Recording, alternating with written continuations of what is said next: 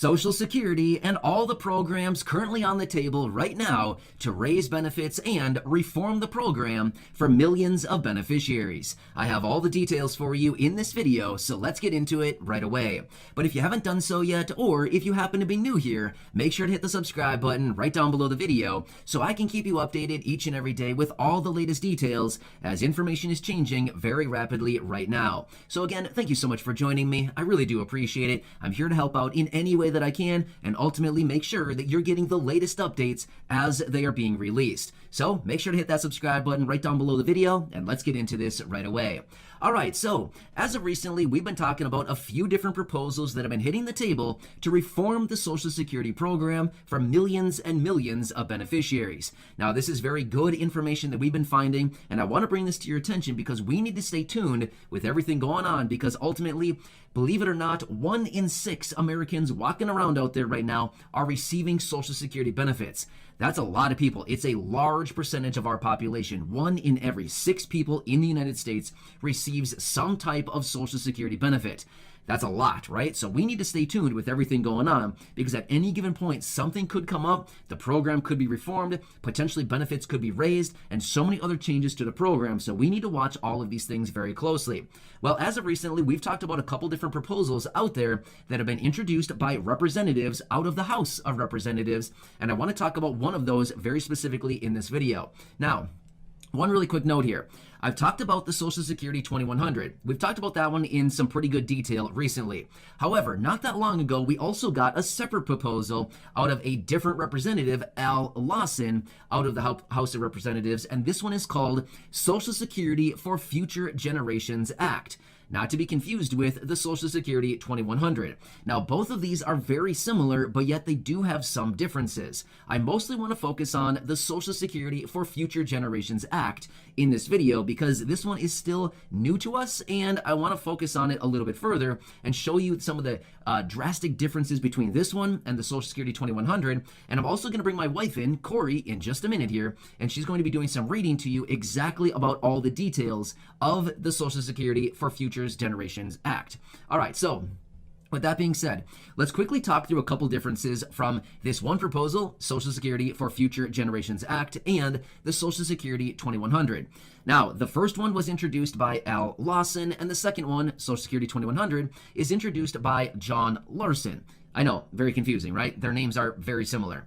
All right, but anyway, let's talk through these. So first off, the one introduced by Al Lawson actually has some permanent raises in there, some permanent provisions in there to actually reform Social Security, whereas the provisions by John Larson are more short-term provisions and only last about 5 years. So permanent versus only 5 years. So that's a pretty big difference right there.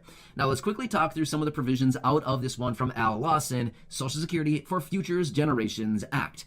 Right, okay, so first off, and again, I'm going to bring my wife in here in just a minute so you can see it right there as she reads it to you right off of his website. So this is pretty good information right off of Al Lawson's website.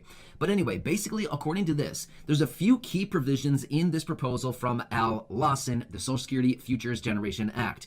Now, one of the things that he wants to do in there is, again, establish a minimum guaranteed benefit for low-income earners over many, many years. So that would be really nice for a lot of people who are receiving low benefits and who were low-income earners for many years.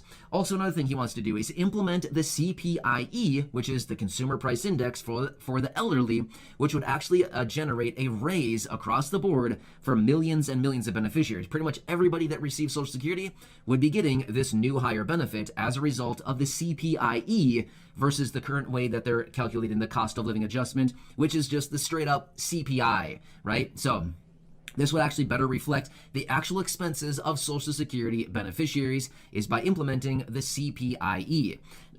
That would be a pretty good thing in there as well. And also, the Social Security 2100 has that same provision in there as well. Now, a couple other things too is he wants to extend the benefit for students out until age 23, it is. And then there's a couple other things in there for survivors benefits as well. But these are some of the main takeaways out of the proposal from Al Lawson, and also implementing payroll taxes on wages over $250,000 as well, which will ultimately help pretty much shore up and also strengthen the Social Security Trust Fund because people are paying more payroll taxes on even higher wages, which all that money would go right into the Social Security Trust Fund, which will ultimately make it solvent for many more years into the future. So anyway, with that being said, I want to bring Corey in right now. She's going to read this right to you off of Al Lawson's website so you can hear exactly what is being introduced in this new proposal. With that being said, it's only about 2 minutes here. Corey will read this to you. It's very clear cut. You can see exactly the proposals in there. And then I'll come back for just a minute or two on the other side and we'll run through some of those key takeaways. So with that being said, Corey, take it away. And I'll see you again in just a minute to run through those key takeaways.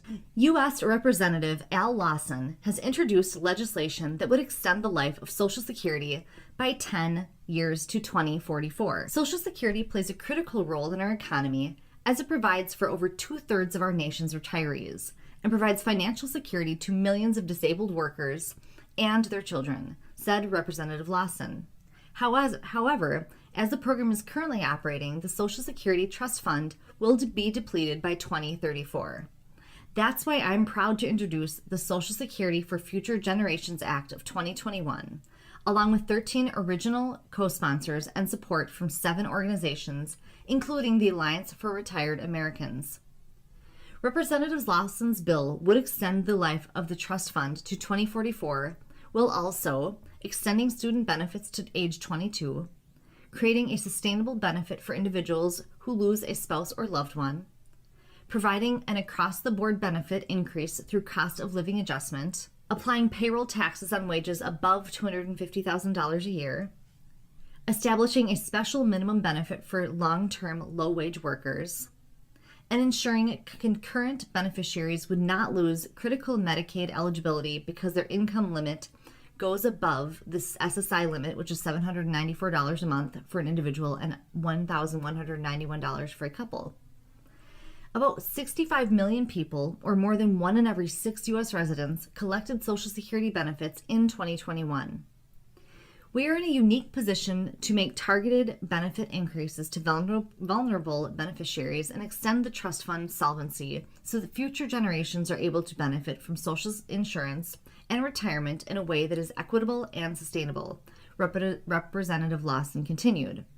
I call on my colleagues in the House to join me in increasing benefits and extending the life of one of our nation's most sacred commitments. All right, so there it is. As you can see, very clear cut exactly what they want to do with this new Social Security for Futures Generations Act right off of Al Lawson's website describing all the details. Now, this proposal is actually very clear cut, right? There's only a few provisions about it. So let me walk through some of the key takeaways about this, and you just heard them from Corey right there, but let's really quickly reiterate what some of the key takeaways are. Now, one of the things that you heard right there in the reading and off of this information was to increase the solvency of the program by implementing payroll taxes over $250,000 of income, which would ultimately give about another 10 years of solvency to the program out until about 2044. Well, that would be a pretty big deal right there because that just means it's more time for Congress to actually work on this and come up with a long-term solution to make sure that all of the promised benefits for the millions of beneficiaries will still be available for everybody for many, many more years to come. Because as we know right now, unfortunately, in about 2033, which I know is still a long time from right now, the program would be insolvent. In other words, according to what they're saying, in about 2033, the trust fund would be completely depleted. Therefore, they would only be able to pay out about 78% of promised benefits. A quick example on that would be if you're receiving $1,000 as a monthly benefit, if they can only pay out 78% of that, you'd only be getting $780 each and every month versus $1,000. So that would not be a good situation, right? A 22% reduction in benefits. Snap your fingers, boom, snap, and that's what would happen. So not a good situation, right? So that is why increasing the solvency and making sure that this program is solvent for many more years into the future is very, very important. Also, a couple other key takeaways, and then I'll let you go. But as you noticed right there, establishing a minimum guarantee benefit for the lowest income and lowest wage earners, that would help out a lot as well right there, right? Now, this is something that's also very popular across many other proposals out there right now to increase Social Security benefits as well as reform the program as a whole, is they also want to implement this minimum guaranteed benefit. That's a big one that many people have also alluded to as well. And as you notice, there were some changes for survivors benefits as well as some changes there for students, and ultimately implementing the CPIE, Consumer Price Index, for the elderly, which would automatically give an immediate bump to benefits as a result of the COLA raise each and every year, because it would be calculated using a different formula than what is currently being used right now to better reflect the actual expenses for all of these beneficiaries. So this is the proposal out of Al Lawson, Social Security for Futures Generations Act. Again, not to be confused with the Social Security 2100 from John Larson. Anyway, I wanted to come back and give you a dedicated video talking about this new proposal from Al Lawson versus the others that we've previously talked about, just so that you can see what is out there right now. But again, we need to wait for Congress to act, as this is very important. So, hope this helps you out. Again, make sure to hit that subscribe button right down below the video so I can keep you updated each and every day with all the latest updates as things continue to change very rapidly, and we continue to see many of these proposals coming out all the time. I mean, it's a very regular process here. We are seeing a lot of proposals coming out right now, and it's very encouraging to see what's going on out there. And feel free to share this video with your friends, family, social media, and feel free to go back and check out any of the other nearly 2,000 videos right here on the channel. Again, I truly appreciate your support. Thank you. Appreciate your support. Thank you.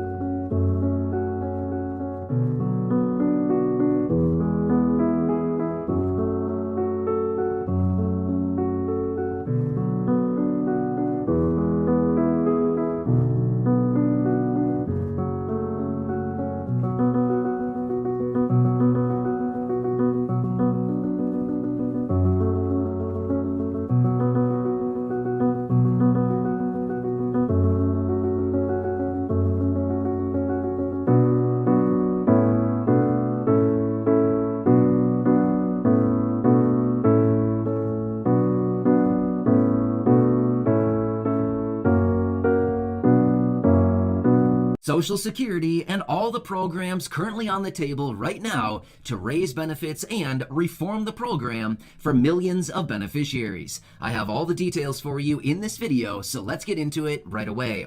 But if you haven't done so yet, or if you happen to be new here, make sure to hit the subscribe button right down below the video so I can keep you updated each and every day with all the latest details, as information is changing very rapidly right now. So again, thank you so much for joining me. I really do appreciate it. I'm here to help out in any way that I can, and ultimately make sure that you're getting the latest updates as they are being released. So make sure to hit that subscribe button right down below the video, and let's get into this right away. Alright, so as of recently, we've been talking about a few different proposals that have been hitting the table to reform the Social Security program for millions and millions of beneficiaries. Now, this is very good information that we've been finding, and I want to bring this to your attention because we need to stay tuned with everything going on, because ultimately, believe it or not, 1 in 6 Americans walking around out there right now are receiving Social Security benefits. That's a lot of people. It's a large percentage of our population. 1 in